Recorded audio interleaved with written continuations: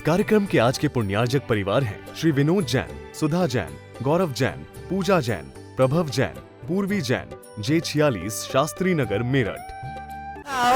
जरा मुखड़ा दिखाओ, हम दर्शन करने वाले हैं कोई और नहीं, हम दर्शन करने वाले हैं कोई और नहीं। मिले पंछी से आवाज मिले है, दीप जले पंछी से आवाज मिले, दीप जले पंछी से आवाज मिले के फूल मन में मेरे आज जले, दीप जले पंछी। वह केवल एक भक्ति है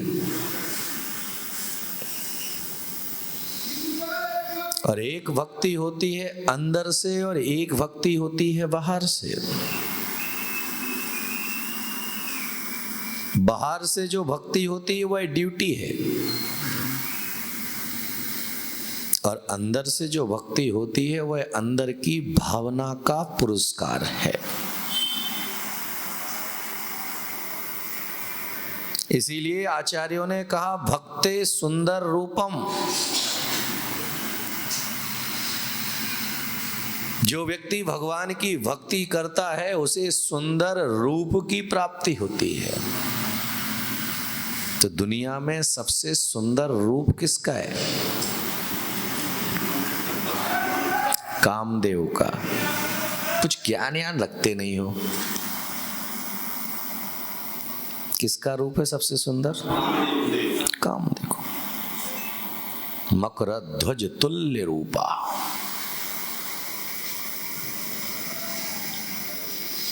क्योंकि कामदेव के बराबर दुनिया में किसी का सुंदर रूप नहीं। बाहर के क्रीम पाउडर लगा करके आपका चेहरा कुछ क्षणों के लिए सुंदर बनता है, लेकिन जो निष्काम भक्ति करता है उसे इस जन्म में तो भले ही उसका चेहरा चेंज ना हो, भले ही उसकी आकृति चेंज ना हो, लेकिन अगले जन्म में वह दुनिया का सर्वश्रेष्ठ पद और सबसे सुंदर रूप को प्राप्त करता है। मल रहित शरीर।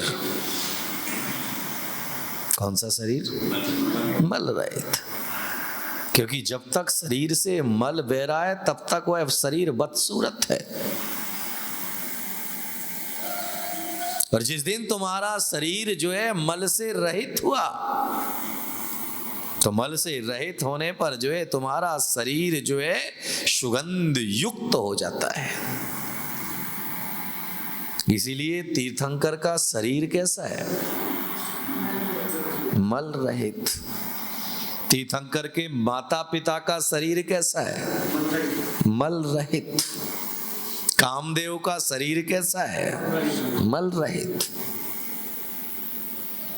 तो एक चीज से जो है जीवन के अनेक पृष्ठभूमियां तैयार हो जाती हैं। बस वह भक्ति में प्राण होना चाहिए, नहीं तो राम राम जपना। दिखती जोर से आवाज आई, क्योंकि पराये माल पे नजर रहती है ना। ये लाइन बोलते ही जो है जितने बैठे होते सबके मुंह से, क्योंकि जिनने नहीं बोला इसका मतलब ये नहीं समझना कि उनकी पराये पर नजर नहीं है, क्योंकि सुंदर ही पराया लगता है। अपनी वतनी से ज्यादा सुंदर कौन लगती है? हमारे पास जो है वह सुंदर नहीं है, दूसरे के पास जो है वह सुंदर ज्यादा है। विचार करिएगा कि आपके पास में भले ही कितना भी हो, लेकिन दूसरे की थाली में घी ज्यादा दिखता है। हमें अपने दुर्गुण दिखाई नहीं देते और दूसरे के सद्गुण दिखाई नहीं देते। बोलो, याद में रखना कि अपने थाली में पड़ी हुई बिल्ली इल्ली आदमी को नजर नहीं आती, लेकिन दूसरे की थाली में पड़ी हुई इल्ली नजर आती है।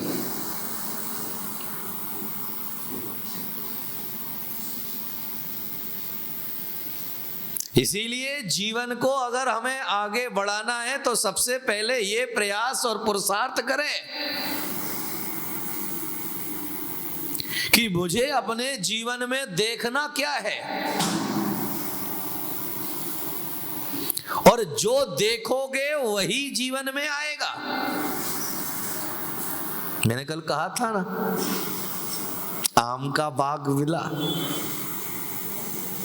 नजरों ने देखा और सारा पाप प्रारंभ हो गया। इसीलिए जो है भक्ति जब प्राणों से की जाती है तो आदमी एक रूप हो जाता है, जैसे दूध और पानी। किसकी तरह? दूध, और दूध में से पानी अलग किया जा सकता है? बोलो। एक बार दूध में अगर पानी मिल जाए तो वह पानी किस भाव बिकेगा? बोलो। और एक बार पानी में तेल मिल जाए तो तेल किस भाव बिकेगा? याद में रखिएगा, तेल में अगर पानी मिल जाए या पानी में तेल मिले, दोनों ही किसी काम के नहीं है, क्योंकि उसे कोई फ्री में भी दे, क्यों नहीं? क्योंकि दोनों एक दूसरे के साथ मिलने वाले नहीं है। तेल और पानी को कितना भी फेंट दो, जैसे ही आप खाली छोड़ोगे दोनों अलग अलग हो जाएंगे। तेल अलग हो जाएगा, पानी अलग हो जाएगा। तो आचार्य कहते हैं कि भक्त तेल और पानी की तरह नहीं, भक्त जो है दूध और पानी की तरह होना चाहिए। एक बार दूध में आकर के मिल गया, यानी भगवान जो है हमारे दूध की तरह है। एक बार हमारा मन और तन भगवान से मिल गया तो दोबारा तुम्हारी कीमत बढ़ जाने वाली है। फिर तुम्हारी कीमत को कोई कम नहीं कर सकता। कब? कब? दूध में पानी मिलना या पानी में दूध मिलना? नहीं, अहंकारी कहेगा दूध में पानी मिलेगा। पानी में दूध मिलेगा या दूध में पानी? जहां दूध में पानी मिलेगा वहां कल्याण है, जहां पानी में दूध मिलाने के लिए जाओगे वहां अहंकार है। इसीलिए कई बार आप जाते हैं गुरुओं के पास में, और गुरुओं के पास में जाकर के कहते हैं महाराज हम आपको अपना गुरु बनाना चाहते हैं। क्या बनाना चाहते हैं? तुम गुरु को बनाओगे? इतने बड़े हो गए, इतने बड़े हो गए कि तुम गुरु को बनाने लगे। गुरु को बनाने मत जाओ, तुम उनके शिष्य बन जाओ तो वह तुम्हारा गुरु अपने आप हो जाएगा। जहां तुम्हारे मन में ये भाव पैदा हुआ, जहां तुम्हारे मन में ये शब्द पैदा हुआ, जहां तुम्हारे मन में ये सोच पैदा हुआ कि मैं गुरु बनाना चाहता हूं, यानी वो गुरु है नहीं, मैं बना रहा हूं। जब तक ठीक ठाक चलोगे तब तक ठीक है, नहीं तो पद वापस ले लूंगा।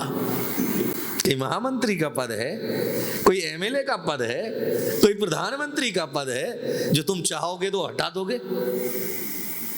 गुरु का पद किसी के द्वारा दिया नहीं गया है। गुरु का पद जो है उनके गुणों से उन्हें प्राप्त किया है। उन्होंने बाहर से नहीं, अंदर से गुणों को आगार किया है, क्योंकि गुरु का मतलब होता है गुणों का भंडार। गुरु का मतलब क्या है? गुणों का। तो गुण किसने दिए उन्हें? अपने अंदर की सामर्थ्य से उन्होंने गुण प्रकट किए। उन्होंने अपने गुणों की शक्ति को जाना है। तो याद में रखिएगा कि गुरु बनाने की जरूरत नहीं है, शिष्य बनने की जरूरत है। और शिष्य बन जाओगे तो शिष्टाचार सीख लोगे। शिष्य कब बनोगे? जब तुम्हारे अंदर शिष्टाचार होगा। और शिष्टाचार क्या कहता है? गुरु के सामने कैसे बैठना, ये शिष्टाचार। गुरु से कैसे बात करना, ये शिष्टाचार। गुरु के साथ कैसे चलना, ये शिष्टाचार। आज शिष्टाचार का अभाव है। याद में रखिएगा, बिना शिष्टाचार के शिष्य नहीं बन सकते। इसीलिए कहा गया है कि गुरु की वैयावृत्ति सेवा करने वाला व्यक्ति गुरु के पीछे पीछे चले। किसके पीछे? और तुम कहां भागते हो? केवल एक ही समय होता है तुम्हारे पास जब आगे भाग सकते हो। कौन सा? आहार का, बाकी नहीं। क्योंकि उस समय आप दाता हो, बाकी समय वो दाता है। क्योंकि तुम तो आधा घंटे के दाता हो, वह तो 24 घंटे का दाता है। इसीलिए कहा गया कि गुरु के बैठने के लिए पाटा रखना, ये भी वैयावृत्ति है, ये शिष्टाचार है कि अपने बैठने के पहले गुरु के बैठने की व्यवस्था करना। इसलिए पहले घरों में स्वयं के रहने की व्यवस्था होती थी, उसके पहले भगवान को विराजमान करने की व्यवस्था होती थी, जिसे कहा गया गृह चैत्यालय। आज तुमने जो बनाए हैं उनमें भगवान को विराजमान करने की जगह है? बोलो। चप्पल रखने की जगह है, टीवी रखने की जगह है, सोने की जगह है, लेकिन भगवान को रखने की जगह कहां? जहां जगह मिल गई। इसीलिए घर के सबसे टॉप स्थान पर, सबसे ऊपर चैत्यालय बनाया जाता था, जहां पर जिनेंद्र भगवान की प्रतिमा को विराजमान किया जाता था। और सुबह नहाने धोने के पहले जो है उस देहरी पर जाकर के, अंदर नहीं, देहरी पर जाकर के भगवान का चेहरा देख करके फिर अपने दिन की शुरुआत किया करते थे। इसीलिए उनकी हर प्रभात सुप्रभात हो जाती थी। और आज हम सुबह उठ करके सबसे पहले किसका चेहरा देखते हैं? तो क्या कौन सी प्रभात होगी? सुप्रभात ना, वह तो जो है उठ सुबह प्रभात होते ही सबसे पहला शब्द क्या निकलता है? चाय बन गई क्या? क्योंकि कई लोगों को जो है बेड टी पीने की आदत है, तो वह पत्नी से सबसे पहले क्या मांगेंगे? चाय। अब उस चाय का नाम ही क्या है? Bed tea. कौन सी टी? Bed tea. अब वो पहले से ही बेड है, पहले से ही खराब है वो, तो अब वो तुम्हारे जीवन को खराब ही करके तो जाएगी। याद में रखना कि आदमी जो है ये चाह और चाय दोनों के पीछे है। चाह भी नहीं मिटती है और चाय भी नहीं छूटती है। एक चाह पूरी होती है, दूसरी चाह, जैसे जो है मुनि महाराज आहार के लिए हमारे घर आए, एक फ्लोर पर महाराज का आहार हुआ, 4 फ्लोर अपने पास है। महाराज यहां भी चरण रख दो, यहां भी रख दो, यहां भी रख दो, सब जगह रख दो। चाह पैदा हुई, बोलो। और वो चाह कभी खत्म नहीं होने वाली। लेकिन भगवान की भक्ति की चाहत, गुरु की भक्ति की चाहत पुण्य का कारण है, और संसार की चाहत नरक और निगोद ले जाने वाली है। भगवान की भक्ति के प्रति जितनी तुम्हारे मन में चाहत पैदा होगी ना, उतना तुम्हारा परंपरा से निर्वाण का रास्ता तय होगा। एक बार प्रभु नाम की प्याली पी ले तो तेरी सारी जिंदगी संवर जाएगी। भक्ति का रंग एक ऐसा रंग है, या तो किसी के ऊपर चढ़ता नहीं है, और चढ़ जाए तो फिर उतरता नहीं है। भगवान को ही उतर के आना पड़ता है, और इसके अलावा कोई रास्ता नहीं है। इसीलिए तुम्हारे ऊपर भी रंग चढ़ना चाहिए। कौन सा? तुमसे लागी लगन, ले लो अपनी शरण, पारस प्यारा मेटो मेटो जी, मेटो मेटो जी संकट हमारा। तुमसे लागी लगन, ले लो अपनी शरण, पारस प्यारा। अब अगर भक्ति का रंग चढ़ा होता तो मेरे स्वर फूटते ही तुम्हारे हाथ हिलने लगे होते। भक्ति का रंग नहीं है, इसीलिए जो महाराज ने यूं यूं किया तो हाँ चलो चलो जाओ। ये अंदर से आज जो है 5 दिनों से आपके बीच में हूं, थोड़ा बहुत तो रंग चढ़ा होगा, नहीं चढ़ा? अरे बोलो भाई, चढ़ा? कौन सा रंग चढ़ा? वो कल सुबह देखूंगा मैं। हाथ कंगन को पारसी क्या और पढ़े लिखे को आरसी क्या। अगर तुम्हारे ऊपर भक्ति का रंग चढ़ा होगा, समर्पण का रंग चढ़ा होगा, तो याद में रखना कि कल सुबह 6 बजे तुम यहां पर दिखाई दोगे और गुरु के साथ कदम से कदम मिला करके चलते हुए नजर आओगे। अब बोलो, चढ़ा कि नहीं चढ़ा? इस कार्यक्रम के आज के पुण्यार्जक परिवार हैं श्री विनोद जैन, सुधा जैन, गौरव जैन, पूजा जैन, प्रभव जैन, पूर्वी जैन, J46 शास्त्री नगर मेरठ। कार्यक्रम प्रस्तुति दिगंबर जैन जागरण युवा संघ रजिस्टर्ड मुंबई, केंद्रीय कार्यालय 305 रानी सती मार्ग मलाड ईस्ट मुंबई 97। अपने परिवार की ओर से मुनिश्री के कार्यक्रम का प्रसारण के लिए संपर्क करें 9065330031।